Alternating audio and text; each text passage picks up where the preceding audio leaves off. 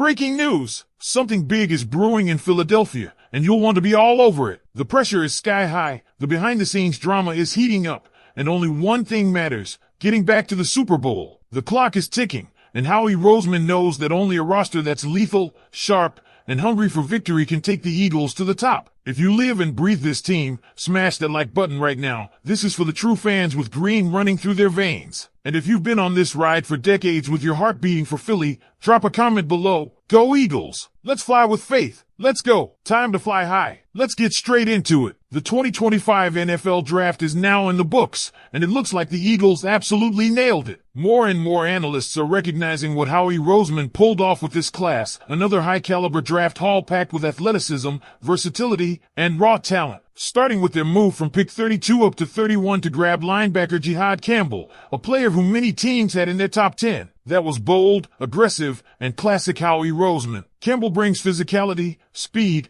and upside to the linebacker position, and under Vic Fangio, he could develop into a difference maker. But the Eagles weren't done there. They held tight and snagged safety Andrew Makuba from Texas with their second-round pick, and this is where things start to get spicy. Makuba is the centerpiece of today's buzz. ESPN's Field Yates just ranked the top 10 non-first-round defensive picks most likely to make an impact in 2025, and Makuba landed firmly on that list. His story is one fans should get excited about. He started his college career at Clemson as a four-star recruit, later transferred to Texas, and finally found his rhythm in 2024. That season, he evolved into a complete safety, smart, instinctual, aggressive, and explosive. Makuba might be smaller than your typical safety. He measured it at 5 feet 11 inches, 186 pounds at the combine, but don't let that fool you. He plays with serious bite. His 40-yard dash clocked in at 4.45 seconds, and that speed shows up on tape. Whether it's flying downhill to stop the run or reading the quarterback's eyes in deep coverage,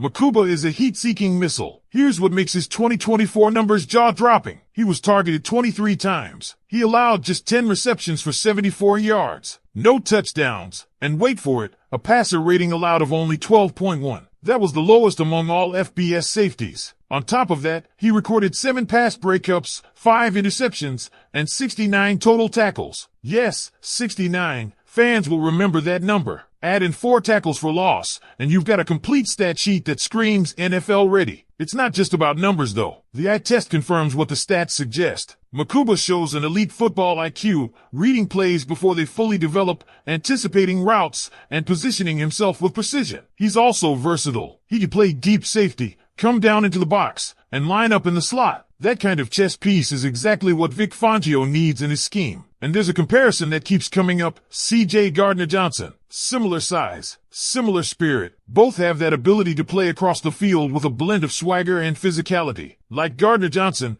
Makuba isn't afraid to mix it up with bigger receivers or tight ends, and he brings emotion to every play. Makuba's arrival continues what's been a full-scale youth movement in the Eagles secondary over the past 2 drafts. Last year, the team brought in Quinyon Mitchell in the first round and Cooper DeJean in the second. Prior to that, it was Sidney Brown and Khalil Ringo. Now Makuba and Central Florida's M.C. Williams add even more speed and upside to the back end. Speaking of M.C. Williams, this guy can fly. Clocked in at 4.43 to 4.44 speed, and he projects better in the slot or as a nickel corner. The Eagles got him in the 5th round, and there's potential for him to contribute early, especially on special teams or in sub-packages. Let's not overlook Smile London either. Injuries affected his time at Georgia, but scouts think he was one of the best off-ball linebackers in this class. He's expected to be a special teams ace early on, but he's got the speed and tenacity to push for a bigger role. Back to Makuba, though, he's now competing for a starting job alongside Reed Blankenship, one of the NFL's most underrated safeties. They've even launched a podcast together with Nakobe Dean,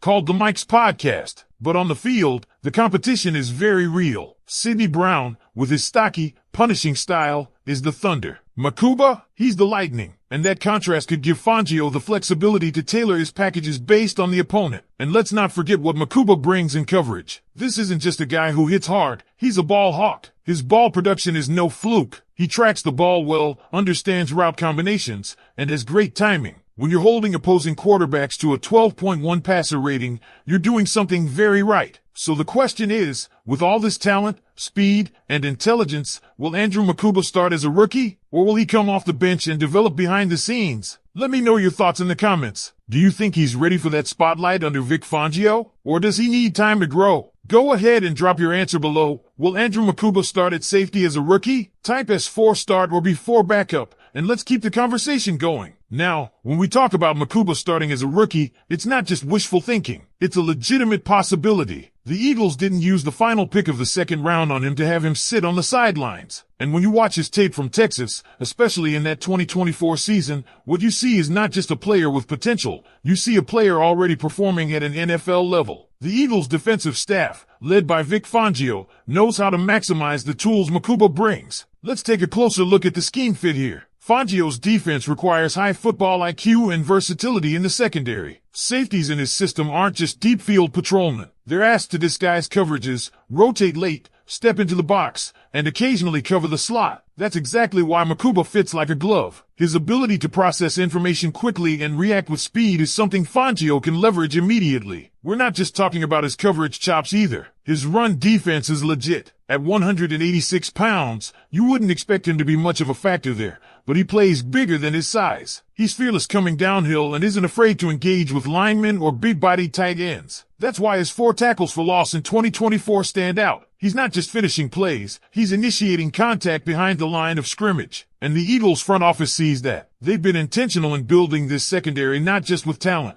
but with intelligence and toughness. That's a trend we've seen since the 2023 and 2024 drafts. Quinyon Mitchell, Cooper DeJean, Sidney Brown, and Khalil Ringo all brought in with those same traits. Now add Makuba and MC Williams to that list, and the Eagles have a young, fast, and smart group that could form the backbone of the defense for years to come. Now, let's pivot a little bit and give some credit to the overall approach Howie Roseman took in this draft. Beyond Makuba, this was a very balanced class, offense and defense, immediate impact, and developmental upside. Take Kyle McCord, for example. The Eagles added him as another quarterback to the factory. He's from South Jersey, went to St. Joe's Prep, and spent time at Ohio State and Syracuse. He's not being brought in to start obviously, but as a depth piece and potential long-term backup, that's a smart, low-risk move. Then there's the offensive line additions, Drew Kendall, Miles Hinton, and Cameron Williams. This is classic Howie. Even with one of the league's best offensive lines, Roseman doesn't rest. He's stacking depth, preparing for future attrition, and giving Jeff Stoutland more raw clay to mold. Hinton is a monster with NFL bloodlines, Williams is raw but has ridiculous physical traits, and Kendall offers flexibility as a center or guard. But let's bring it back to defense. One of the under-the-radar picks that fans might not be talking enough about is Antoine Powell Ryland out of Virginia Tech. He was one of the most productive edge rushers in college football over the last 2 seasons. And even though he slipped in the draft because of his shorter arms and average explosion, this guy just knows how to play football. TFLs, sacks, forced fumbles, you name it, he delivered. That's another name to keep an eye on, especially in rotational packages. And Ty Robinson? This is a Vic Fangio project pick. He can play both inside and outside on the defensive line. He's an athlete who ran a sub 5.04